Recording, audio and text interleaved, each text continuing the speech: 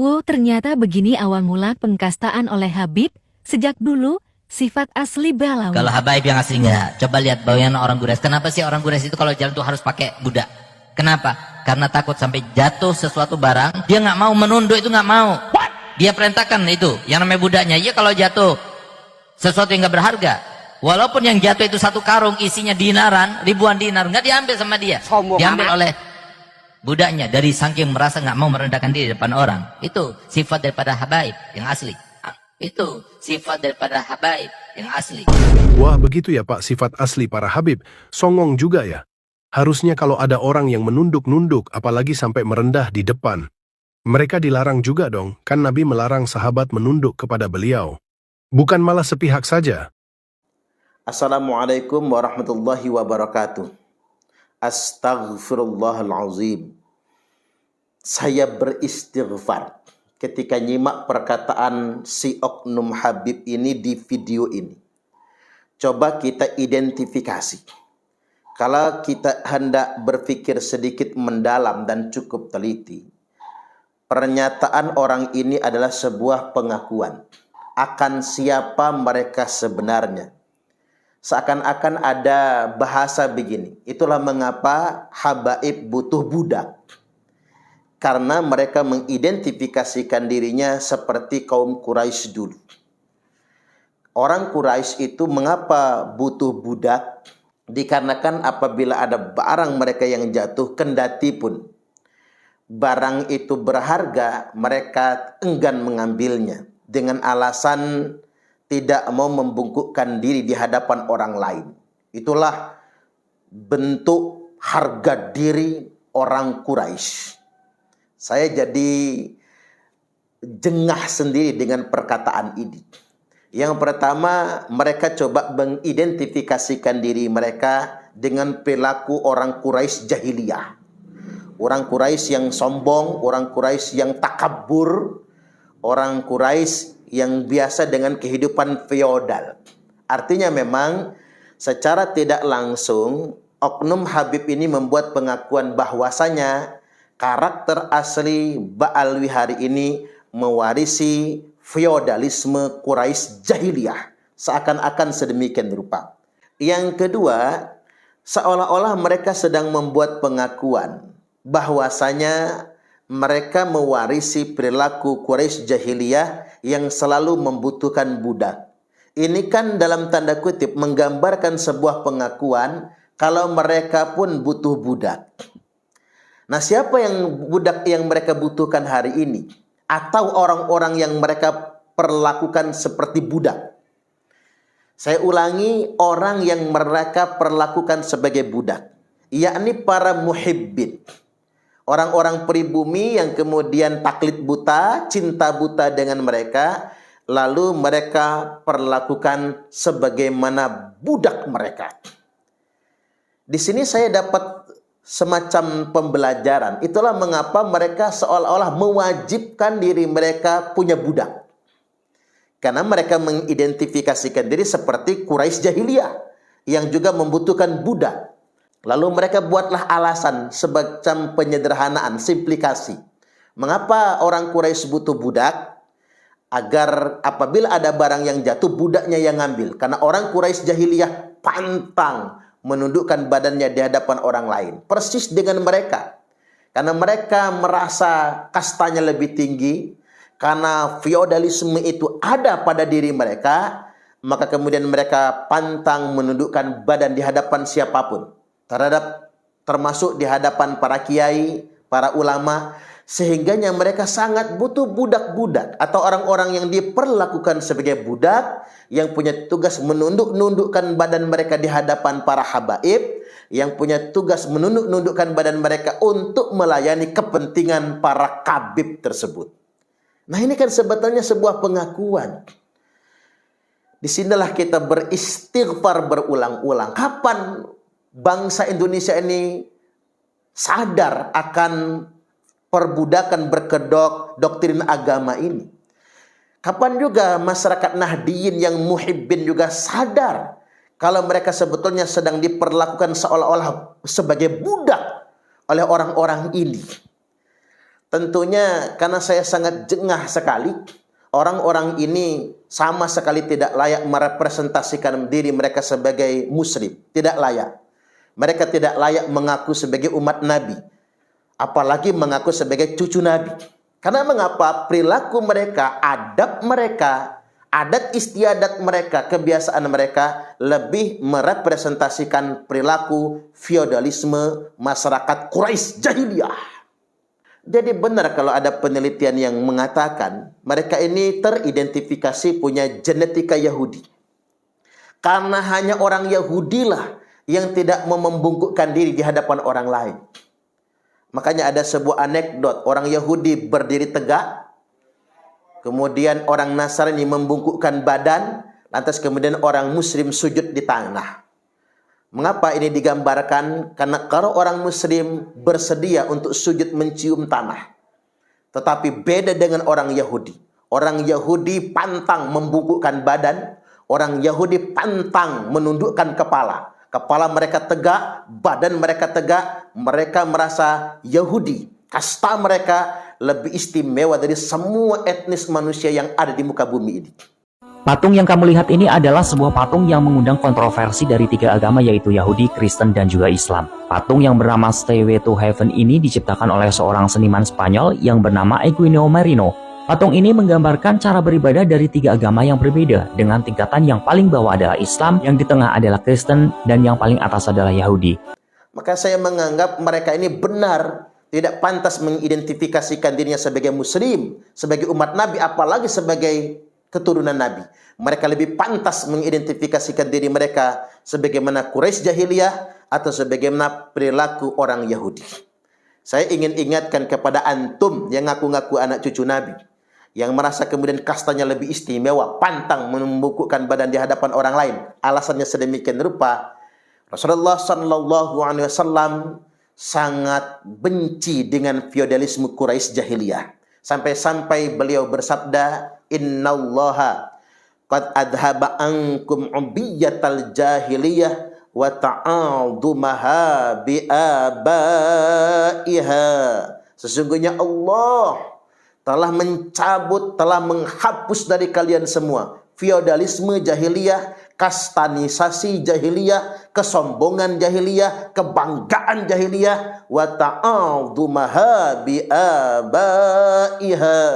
Yang diantara perilaku feodalisme jahiliyah itu, mereka terbiasa membangga-banggakan leluhur, menyombongkan nasab, merasa punya kelas sosial lebih tinggi daripada orang lain berdasarkan nasab yang mereka miliki. Ini sangat dibenci oleh Allah Ta'ala dan Rasulnya. Lalu Nabi menegaskan firman Allah Ta'ala, Inna akramakum indallahi atqakum. Sesungguhnya yang paling mulia di antara kalian semua di sisi Allah adalah orang-orang yang paling bertakwa. Coba kita membuka mata dan telinga kita kepada masyarakat muslim yang ada di Indonesia. Islam adalah ajaran yang bersifat egalitarianisme. Ketika ada sekelompok orang yang mengaku-ngaku sebagai anak cucu Nabi, merasa kasta mereka lebih istimewa daripada semua umat muslim atau umat manusia yang ada di muka bumi ini, itu jelas-jelas bertentangan dengan ajaran Nabi, bertentangan dengan ajaran Islam yang rahmatan lil alamin ini. Lantas kemudian kok ada orang yang ngaku-ngaku anak cucu Nabi tapi feodal? Ini adalah sebuah pembuktian kalau sejatinya mereka memang bukan anak cucu Nabi. Ini pembuktian. Kalau di dalam darah mereka ada darah Rasulullah, tidak mungkin perilaku mereka sedemikian rupa. Yakin, percayalah. Kalau mereka merupakan keturunan Nabi, kelakuannya nggak akan mungkin begitu. Berbagai macam perilaku buruk mereka dibongkar oleh Allah Subhanahu wa Ta'ala. Tujuannya untuk menyadarkan kita semua bahwasanya memang mereka bukan cucu Nabi. Apalagi sudah ada hujah ilmiah. Berdasarkan penelitian kitab nasab dan kitab sejarah, sudah terkonfirmasi tanpa diragukan Bani Ba'alwi bukan anak cucu Nabi. Mereka hanya ngaku-ngaku saja. Kemudian yang berikutnya, berdasarkan ilmu saintik, tes DNA menunjukkan bahwasanya DNA mereka berhaplogrup G. G ini tidak hanya bukan keturunan Nabi Muhammad sallallahu alaihi wasallam, juga bukan keturunan Nabi Ibrahim, bukan keturunan orang Quraisy, tetapi G ini merupakan etnis Yahudi Kaukasia atau etnis Yahudi Hazar yang mereka sama sekali tidak punya DNA kepada Rasulullah sallallahu alaihi wasallam. Itulah mengapa mereka berani berdusta terhadap umat, berdusta mengatasnamakan Rasulullah sallallahu alaihi wasallam, karena tidak ada yang berani berdusta mengatasnamakan Allah dan Rasulnya dan memanipulasi umat ini kecuali orang yang punya genetika Yahudi itu sendiri. Sampai di sini kita jadi paham, jadi tahu mengapa mereka menjadikan muhibbin sebagai budak-budak mereka. Mereka perlakuan sebagaimana budak karena mereka punya keyakinan pantang menundukkan kepala dan badan mereka di hadapan orang lain. Itulah karakter asli Yahudi. Mudah-mudahan kita semua tercerahkan. Terus ikuti kajian nasab ini. Yakin percayalah kalau anak cucu Nabi yang asli pasti sayang dengan umat ini. Kalau anak cucu Nabi yang asli, umat kesusahan dia bantu, umat dalam keadaan kesulitan dia mudahkan. Dan cucu Nabi yang asli pantang meminta dengan umat, tapi justru dia akan menolong apapun kebutuhan umat. Anda bisa simak ceramah berikut ini. Yang namanya putu ini Kanjeng Nabi itu pantang minta kepada umat. Jadi kalau ada Pak yang ngaku-ngaku cucunya Kanjeng Nabi tapi kerjaannya keliling dawer minta kepada umat, usir dia. Usir, rungokno, usir. Dia telah mempermalukan Kanjeng Nabi. Enggak boleh. Bu, saya agak galak, nggak apa-apa ya? Ya sakit pak hati kita umat Nabi ini, kok ada orang ngaku-ngaku cucu Nabi tapi kelakuannya kayak gitu. Dan ternyata dilalah pak, yang ngaku-ngaku cucu Nabi di Indonesia ini, pantesan kelakuan mereka nggak benar bapak ibu. Ternyata ditemukan hujah dan dalil mereka bukan anak cucu Nabi. Ini tak terangkan ge, tak terangkan. Maksudnya apa? Mereka ngaku, Bani Ba'alwi ini, mereka ngaku kakek moyang mereka namanya Ubaidillah, Ubaid bin Ahmad. 5 abad setengah. Tiba-tiba terbit kakak baru. Imam Ahmad anaknya jadi 4. Muhammad, Ali, Husain, Ubaid. Muncul Ubaid. 5 abad setengah. Ini sampai hari ini Bani Ba'alwi, saudara-saudara kami para habaib, nggak bisa membantahnya. Nggak ada catatan nasab selama 5 abad setengah. Ini bukti nyata loh Bapak Ibu. Kita nggak boleh nutup mata, nutup telinga. Sebagai orang alim wajib bertanggung jawab ini. Itu dari kitab nasab. Dari kitab sejarah mereka mengatakan Ubaidillah itu ulama besar, mujtahid, al-alim, al-allamah. Ya kalau dia ulama besar, mana kitabnya? Mana karangannya? Mana murid-muridnya? Dan yang ketiga, dilalah Allah Maha Kuasa. Ilmu Allah itu lengkap. Muncullah tes DNA. 200 lebih Habib sudah tes DNA. Dan DNA asal usulnya YDNA G. G itu bukan keturunan Nabi. Jangankan Nabi Muhammad Bapak Ibu, keturunan Nabi Ibrahim pun bukan. G itu asal usulnya etnis Yahudi Askenazi, etnis Yahudi Hazar, yang mereka datang ke Yaman hijrah, lalu ketika Islam datang mereka masuk Islam. Oi, ternyata yang ngaku-ngaku cucunya Kanjeng Nabi di Indonesia ini Pak, bukan cucu Kanjeng Nabi. Mereka hanya ngaku-ngaku. Kalau cucu Kanjeng Nabi nggak mungkin kayak gitu. Nih tunggu aja nih bulan Maulid banyak yang datang ke rumah sampean nantinya. Suruh pulang, suruh pulang. Sampean bukan putunya Kanjeng Nabi. Tes DNA dulu. Yang terbaru Pak, nonton di YouTube ya. Habib Abu Bakar Habib Agus Abu Bakar Arsal Al-Habsi sudah tes DNA dan kita yang membiayai Pak. Hasilnya G, 1000%, 1.000.000% bukan cucu Nabi Muhammad. Berarti mulai hari ini mereka nggak boleh lagi mengatakan dalam darah aneh nih mengalir darah Rasulullah. Nggak boleh, haram hukumnya. Kecuali saya, kalau saya boleh. Dalam darah saya mengalir darah Rasulullah Adam alaihi salam. Iya, tepuk tangan dulu. Kapan-kapan kita panjangin ceramahnya. Nah, saya tutup dengan dalil dulu. Ma min rajulin idda'a li ghairi abihi wa huwa ya'lamuhu illa kafar. Barang siapa yang sengaja ngaku-ngaku seseorang adalah bapaknya, padahal itu bukan bapaknya. Contoh apa? Saya ngaku anaknya Soekarno, Suparman Soekarno Putra, padahal Soekarno bukan bapak saya. Kalau saya ngaku-ngaku maka dipastikan illa kafarobillah, kecuali pasti saya sudah kafir kepada Allah. Nggak boleh ngaku yang bukan bapaknya tapi diaku bapak.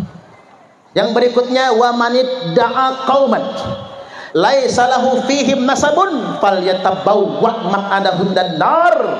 Barang siapa yang ngaku-ngaku keturunan dari suatu kaum, umpamanya ngaku nyak keturunan Melinting padahal bukan, nyak keturunan Ratu Darah Putih padahal bukan, nyak orang Jawa Pak keturunan Sunan Giri padahal bukan, keturunan Sunan Ampel padahal bukan, misalnya kan, ngaku-ngaku dia adalah nasab dari suatu kaum, laisa lahu fihim nasabun, padahal nasabnya bukan berasal dari kaum tersebut, fal yatabawwa maq'adahu minan nar, monggo kersane ngabling dewe atau menempati kapling yang sudah disediakan untuknya di dalam neraka.